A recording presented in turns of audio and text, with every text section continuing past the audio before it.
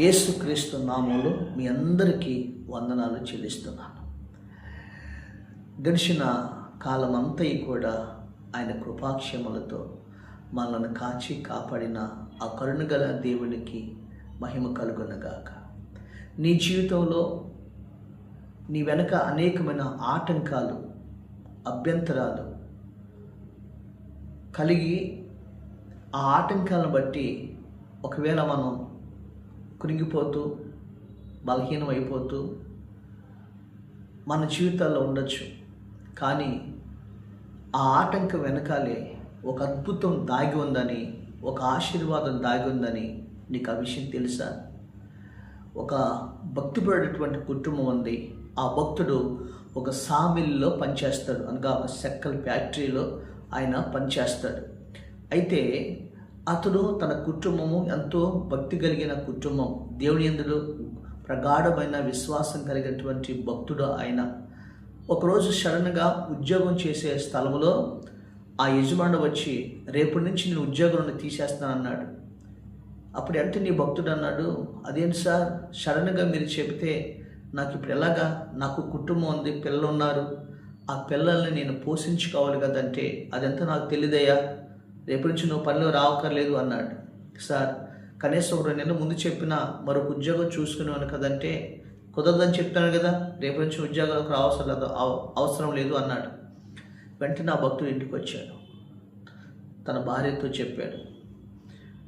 అప్పుడు భార్య కూడా అంది, పర్లేదండి, ఇప్పుడు ఒక ఉద్యోగం అంటే క్షణంగా మనకు దొరకదు కదా, ప్రభు దగ్గర ప్రార్థన చేద్దాం అని వాళ్ళు ఉపవాసం అండి కన్నీళ్ళు కార్చి, ప్రభా ఉన్న ఉద్యోగం ఓడిపోయింది, మాకేదైనా మార్గాన్ని చూపించండి అని గోజాడి ప్రభు దగ్గర ప్రార్థన చేశారు భార్య భర్తలు ఇద్దరు. వెంటనే దేవుడు ఒక ప్రేరేపణ లేదా దేవుడి యొక్క ఆలోచన పుట్టించాడు.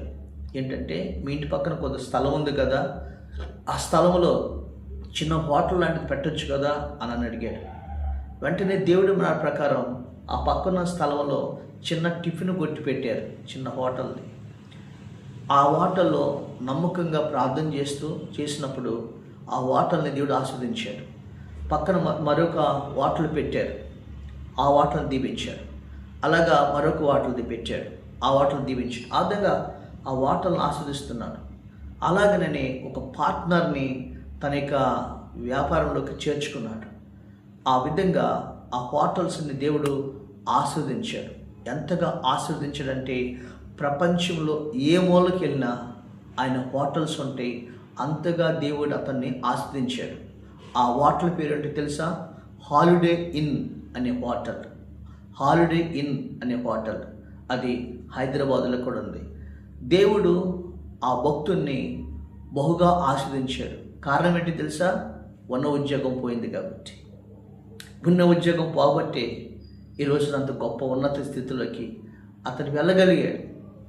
ఈరోజు ప్రియమైన దేవుడి బిడ్డలారా, నీకు కలిగున్నది జారిపోయిందేమో, నువ్వు కలిగున్నది నువ్వు పోగొట్టుకున్నవేమో, ఈరోజు నీవు అనుకున్నది నీ దగ్గరకు వచ్చి కానీ చేజారిపోయిందేమో, పెళ్ళి సంబంధం వచ్చినట్టుగానే ఆ సంబంధం వచ్చి ఆ సంబంధం వెళ్ళిపోయారేమో, ఉద్యోగం వచ్చినట్టుగానే వచ్చి అది జారిపోయిందేమో, ఈరోజు నా బిజినెస్లో నీకు రావాల్సింది వచ్చినట్టుగా వచ్చి పోయిందేమో. ఈరోజు జారి విడిపోయినప్పుడు, పోగొట్టుకున్నప్పుడు కృంగిపోవద్దు, బలహీనమైపోవద్దు, ఎలాంటి ఆలోచన చేయవద్దు. సర్వశక్తి కలిగిన దేవుడి మీద నువ్వు ఆధారపడు.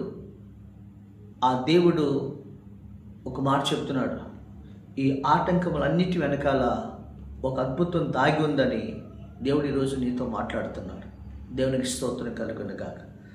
దేవాతి దేవుడు ఈరోజు నీ జీవితంలో కూడా నువ్వు కలిగినది ఏమైనా పోగొట్టుకున్నావేమో, ఆర్థికంగా పోగొట్టుకున్నావేమో, ధన రూపంలో పోగొట్టుకున్నావేమో.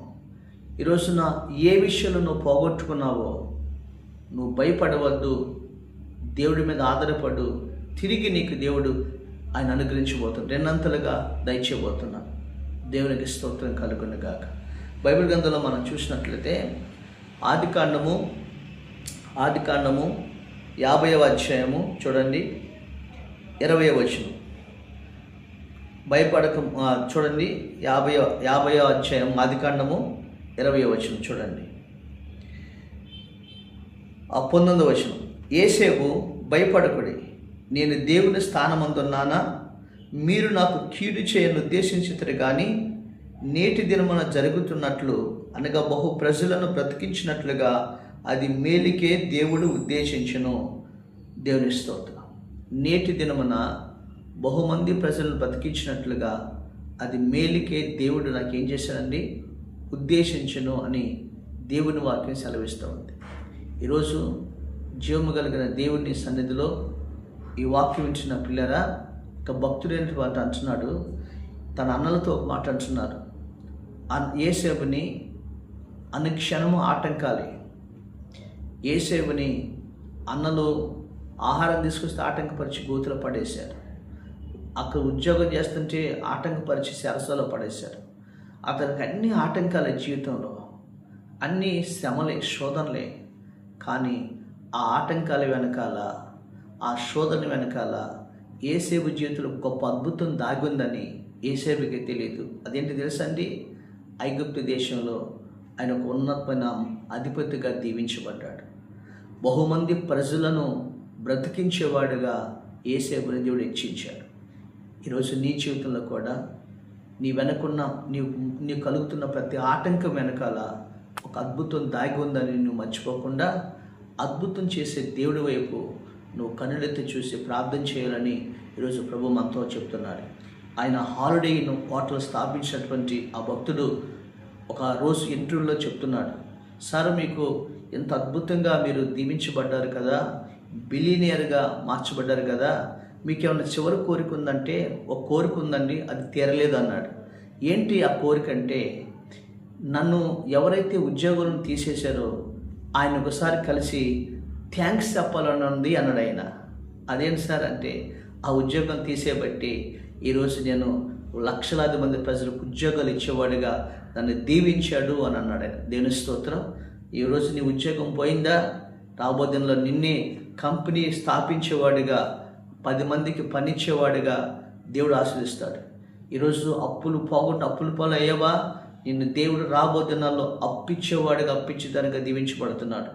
ఈరోజు నీవు ఏమైతే కలిగి పోగొట్టుకున్నావో ఆ పోగొట్టుకున్న దానికి దేవుడు రెట్టింపుగా ఇవ్వబోతున్నాడు. ఆరోగ్యం పోయిందా?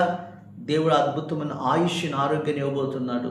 ఈరోజు వివాహ సంబంధం వచ్చి చనిపోయిందా? అంతకంటే శ్రేష్టమైన సంబంధాన్ని ప్రభు తీసుకొస్తున్నాడు. నీ ఉద్యోగ విషయంలో దేవుడు అంతకంటే ఎక్కువ ప్యాకేజ్ దగ్గరటువంటి ఉద్యోగాన్ని ప్రభు ఇవ్వబోతున్నాడు. ఈరోజు నువ్వు ఏమైతే జారు పిలుచుకున్నావో, పోగొట్టుకున్నావో దానికి 2 ఏబుకు దేవుడు దయచినట్లుగా నీ జీవితంలో దేవుడు దయచేయబోతున్నాడు. అయితే ఆ భక్తుడు ఏ విధంగా ప్రభు మీద ఆధారపడి ప్రార్థన చేశారు, విశ్వాసం ఉంచారు, ఆ దేవుడు చెప్పినట్లుగా జీవించు. నీ ఆటంకి వెనకాల, నీ అభ్యంతరం వెనకాల, ఈ శోధన శ్రమ వెనకాల గొప్ప అద్భుతం దాగుందని ఈరోజు ప్రభు నీతో చెప్తున్నాడు. దేవుని స్తోత్రం. ఆ విధంగా నీవు దేవుడి మీద ఆధారపడు. రాబోదినాల్లో అద్భుతాన్ని ప్రభు చూడబోతున్నాడు. అట్టి కృపను దేవుడు మీకు దయచేయనుగాక. పరిశుద్ధుడైన మా తండ్రి, కృతజ్ఞతాస్తుతులు చెల్లిస్తున్నాం. నాయనా, మాకు వచ్చిన ప్రతి ఆటంకాల వెనకాల ఒక అద్భుతం దాగి ఉందని ప్రభా ఈరోజు మాకు గుర్తు చేశారు. ఈ బిడ్డలు ఏవైతే పోగొట్టుకున్నారో, జారవిడుచుకున్నారో, కోల్పోయారో దానికి 2 మీరు ఇవ్వబోతున్నారు. నీ యందు విశ్వాసం ఉంచి ప్రభా నీ మాటకు లోబడి నీ సంధిలో ప్రార్థించే కుటుంబంగా బలపరచండి. ప్రతి ఒక్కరిని కూడా ధైర్యపరచండి. కోల్పోయిన పెద్దానికి ప్రతిఫలము రెట్టింపుగా మీరు అనుగ్రహించమని ప్రార్థిస్తాం.